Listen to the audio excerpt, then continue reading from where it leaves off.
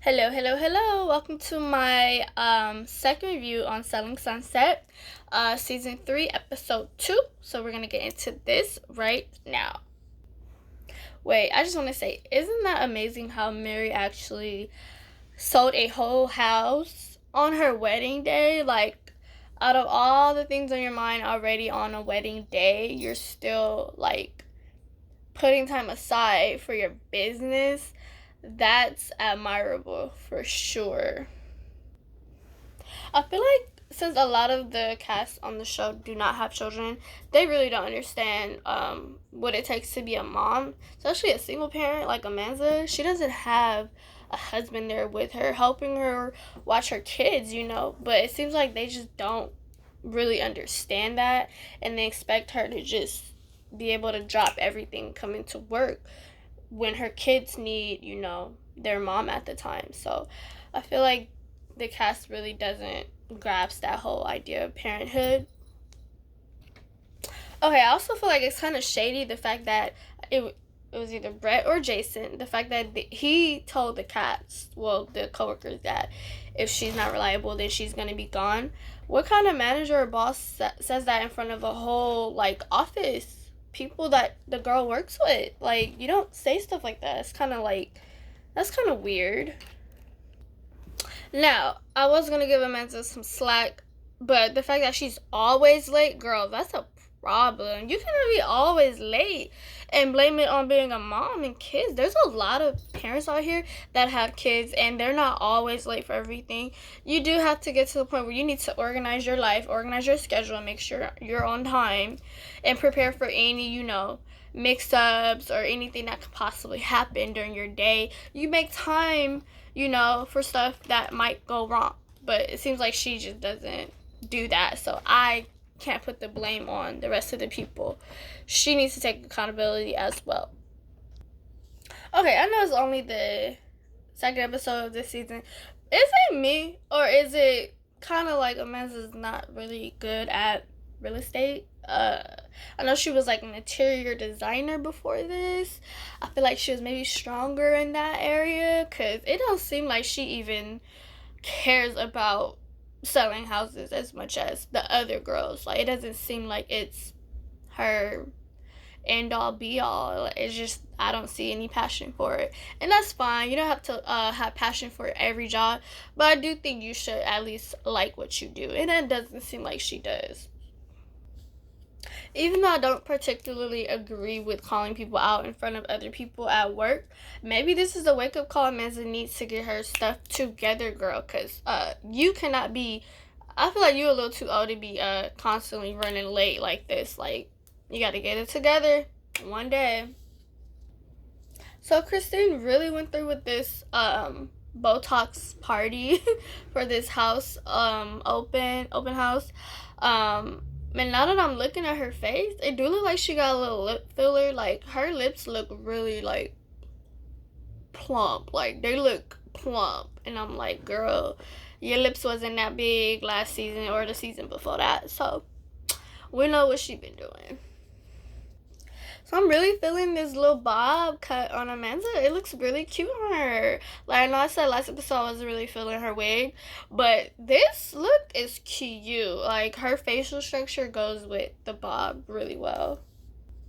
Okay, hear me out. Am I the only one that feels a little bit weird about getting a medical procedure done at an open house around food?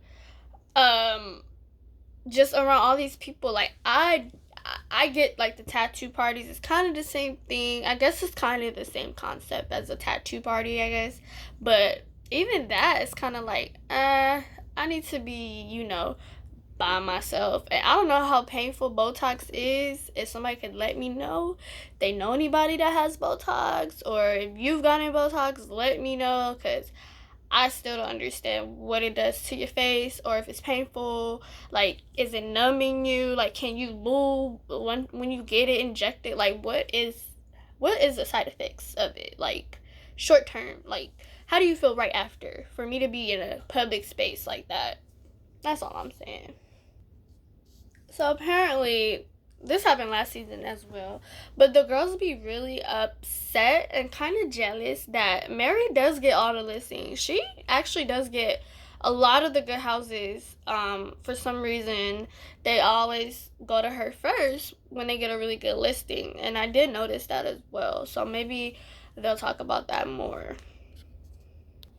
So we're at the part where Menza is telling them that she can't get this household, and one of her buyers wants to lease it, and you could tell by the looks on everyone's faces like she just spoke some ungodly phrase, like they were giving her devil looks.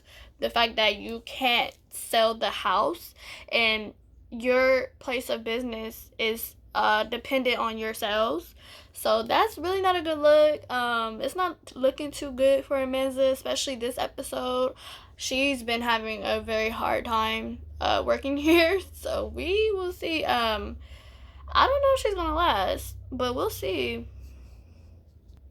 Okay, so based on this scene alone, the fact that she can't get the household, I feel like, and from what she said in her confessionals, I do feel like Amenza is lacking in confidence with her job and her sales ability. I can see it in her face. And I also feel like she may be suffering from imposter syndrome.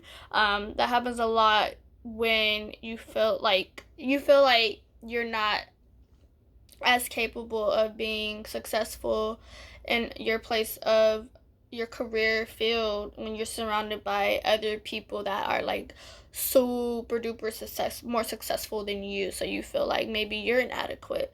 So I do feel like she is expressing that type of thought, and I can see her lack of confidence. It's kind of sad to see that.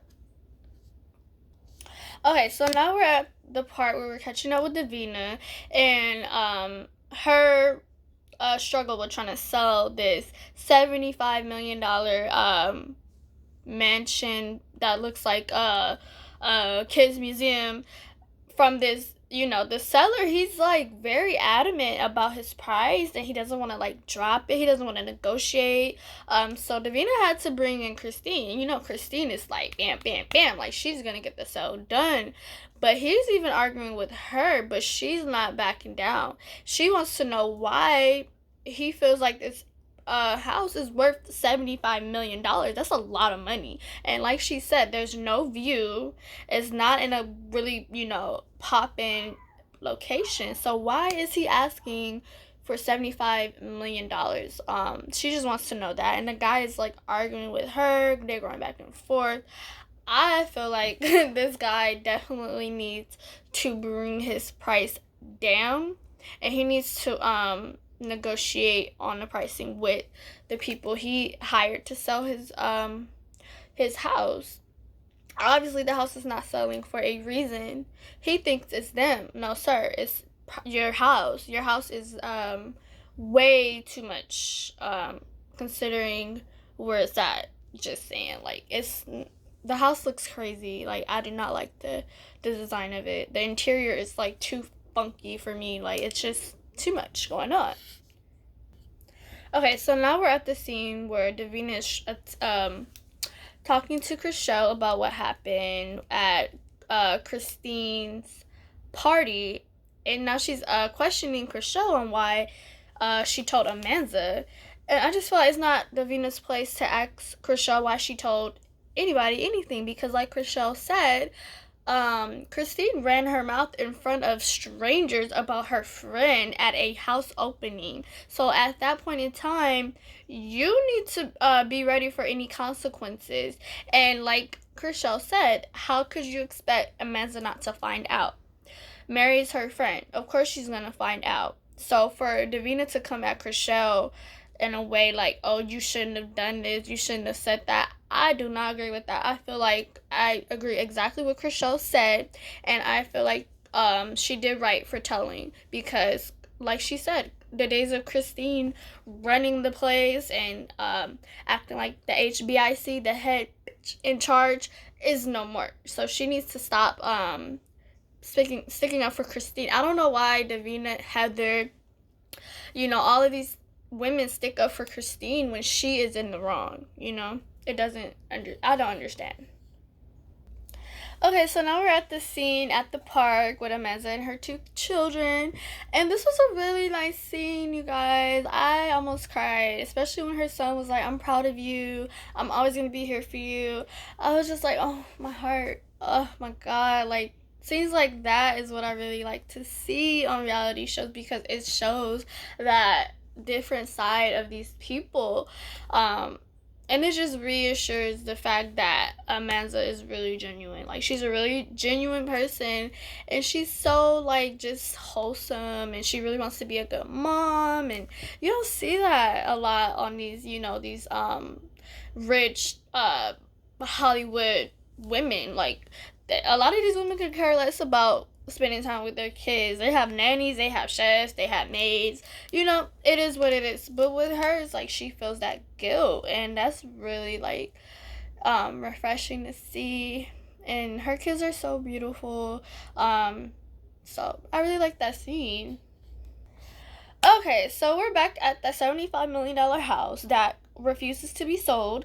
And Christine brought her future husband with her to try to, work this out to, maybe figure out why the house is listed at 75 million. Like trying to figure out where they can see, the math is not mathing right now. The math is not mathing. And so in walks the seller of the house. And of course, her husband asked him the question, how much did you buy the lot for? Seems like the dude can't answer the question for some reason. And at this point, I just feel like the man is greedy. He's greedy. He's just trying to get as much as he can. And he knows dang well his house is listed way too much. He's going to need to bring that price down. Okay, so now we're back at the Oppenheim group, and Amanda gets a call. I just want to point out, why is it that whenever they get a call, they have to put it on speakerphone? I guess it's written in their contract, whenever the shows they're filming, they do have to put it on speakerphone. I just find it a little weird. Okay, so even after Amanda tells Jason the bad news, he still like just sell the house. Like this is what I was saying in the first episode, like how you can feel the energy of the bosses and how Jason and Brett actually believes in these women, and it shows, it does show, and even in that scene, that small scene shows how much they do believe in them. So I do feel like Amanda, this might be the push to get her, on track to selling her first house, and I actually want to see that for her. I hope she does sell it. I do want to, continue seeing her on the show. So let's hope for the best, and hope it works out for her. Other than that, that was the end of season 3, episode 2 of Selling Sunset. And I will catch you guys back for episode 3.